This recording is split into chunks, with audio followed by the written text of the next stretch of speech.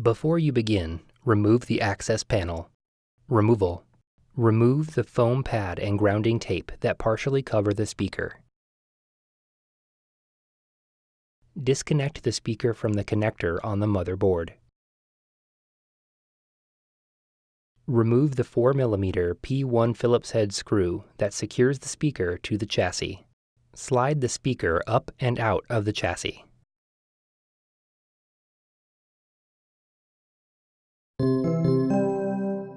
Replacement. Slide the speaker into position on the chassis.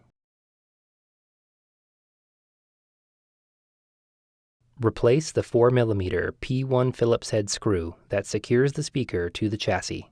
Connect the speaker into the connector on the motherboard. Replace the foam pad and grounding tape that partially cover the speaker.